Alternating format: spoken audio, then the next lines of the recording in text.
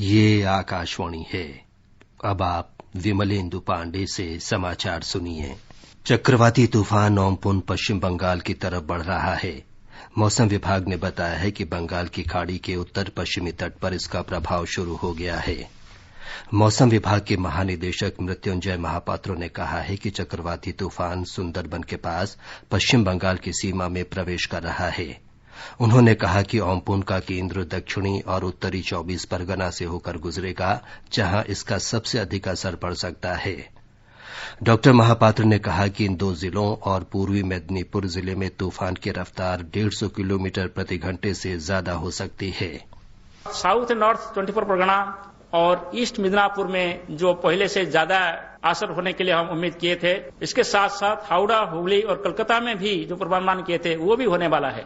जब साउथ और नॉर्थ 24 परगना और ईस्ट मेदिनीपुर में अभी ऑलरेडी वेरी स्ट्रांग विंड शुरू हो गया है। रिपोर्ट मिल रहा है कि विंड स्पीड लगभग 160 kmph के आसपास वहां हो सकता है। हमारा उम्मीद ये है कि जब ये कोलकाता के पास आएंगे, वहां भी कोलकाता, हुगली और हावड़ा वगैरह डिस्ट्रिक्ट्स में विंड स्पीड 110 से 120 और गस्टिनेस में 135 किलोमीटर प्रति घंटा हो सकता है। मौसम विभाग के महानिदेशक ने कहा है कि तूफान का असर ओडिशा के भद्रक और बालेश्वर जिलों में 3 घंटे तक जारी रह सकता है। डॉ महापात्र ने कहा कि ओम्पुन के बारे में मौसम विभाग की भविष्यवाणियां सटीक साबित हुई हैं। उन्होंने बताया कि भारत बांग्लादेश के लिए भी तूफान की चेतावनी जारी कर रहा है। राष्ट्रीय आपदा मोचन बल एनडीआरएफ के महानिदेशक एसएन प्रधान ने कहा है कि तूफान पर कड़ी निगाह रखी जा रही है और स्थिति में बड़ी तेजी से बदलाव हो रहा है। उन्होंने कहा कि चक्रवात के गुजर जाने के बाद एनडीआरएफ की जिम्मेदारी और बढ़ जाएगी। उन्होंने बताया कि उनकी 41 टीमें राहत और बचाव कार्य के लिए तैनात की गई हैं। दोनों राज्यों को मिलाते हुए कुल 41 टीमों का प्लेसमेंट है। अभी तक 20 टीमें जो उड़ीसा में लगी हुई थी, टीमें जो रिजर्व में भी थी, वो भी अब ग्राउंड पर आ गई हैं। रिजर्व में कुछ नहीं रखा गया क्योंकि अब काम का समय आ गया और इवैक्यूएशन का समय हो चला था, इसलिए उसमें लगाया गया था। 19 टीमें वेस्ट बंगाल में लगी हुई हैं और 2 टीमें स्टैंड बाय में है। 2 में से और एक टीम कलकत्ता में बुलाया गया है क्योंकि कलकत्ता जो अर्बन एरिया है उसमें उनको लगाया गया है।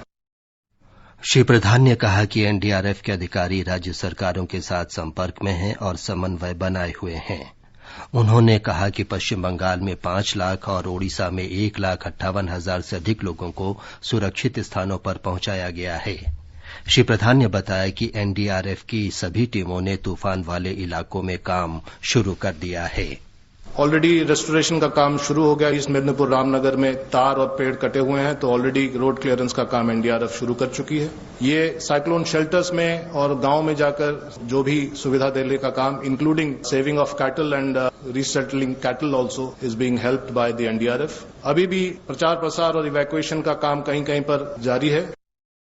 ओम्पुन तूफान के मद्देनजर पूर्वी तट पर नौसेना हाई अलर्ट पर है।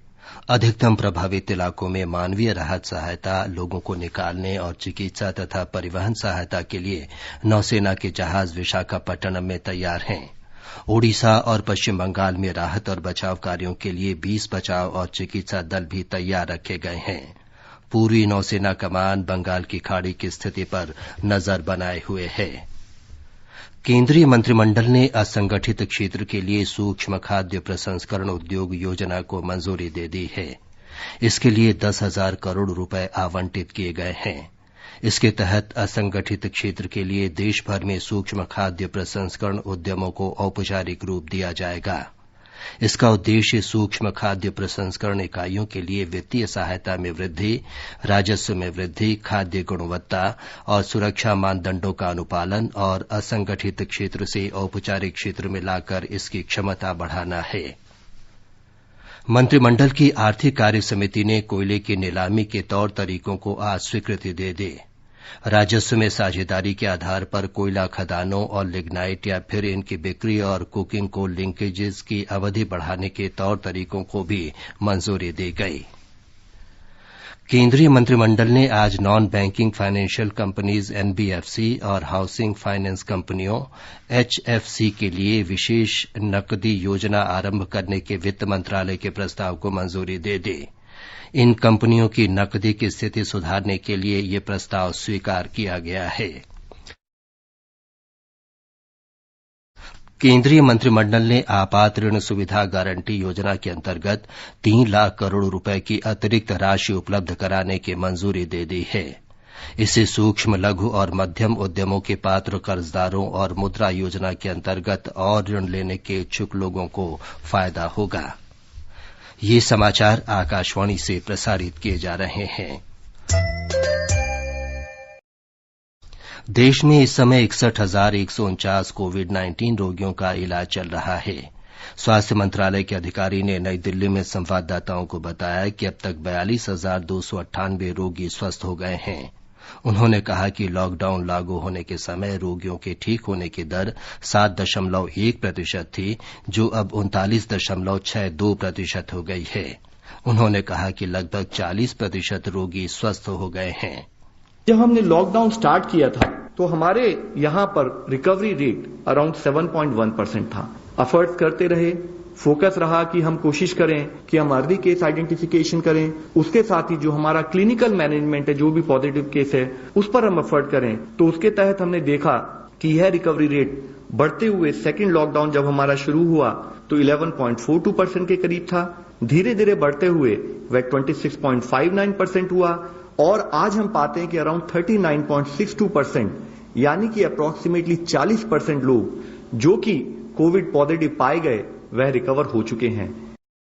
अधिकारी ने बताया कि विश्व में 1 लाख की जनसंख्या से 62 लोग संक्रमित हैं, जबकि भारत में ये संख्या केवल 7.9% है।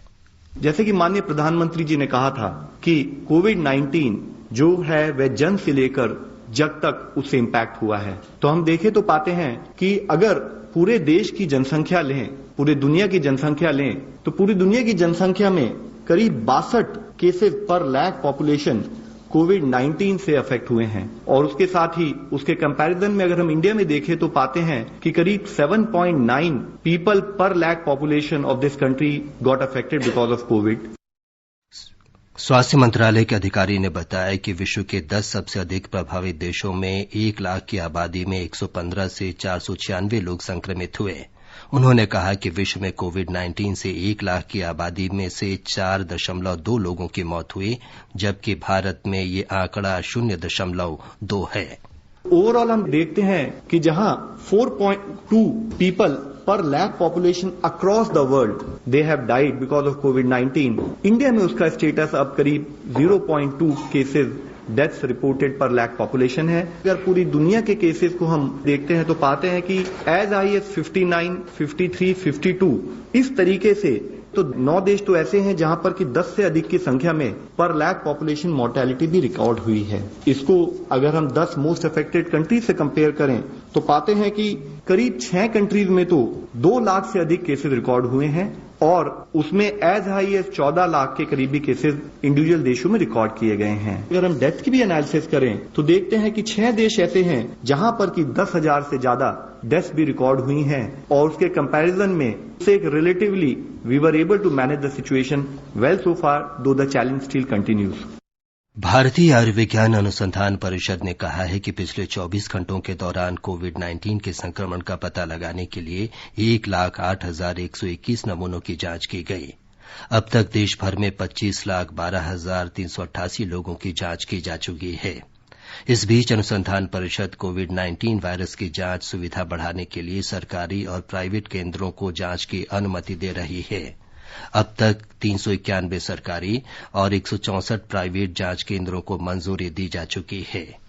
इस वक्त टोटल 555 लैब एक्टिव हैं, उनमें से 391 लैब्स वो आईसीएमआर के नेटवर्क के लैब हैं, 164 लैब प्राइवेट सेक्टर में है। आईसीएमआर नेटवर्क में तकरीबन 89,466 टेस्ट हुए कल और प्राइवेट सेक्टर में 18,143 टेस्ट हुए। नागरिक उड्डयन मंत्री हरदीप सिंह पुरी ने आज घोषणा की है कि घरेलू उड़ानें 25 मई से शुरू हो जाएंगे। एक ट्वीट संदेश में श्री पुरी ने कहा कि सभी हवाई अड्डों और विमानन कंपनियों को सोमवार से संचालन के लिए तैयार रहने की सूचना दी जा रही है। इसके साथ ही ये समाचार बुलेटिन समाप्त हुआ।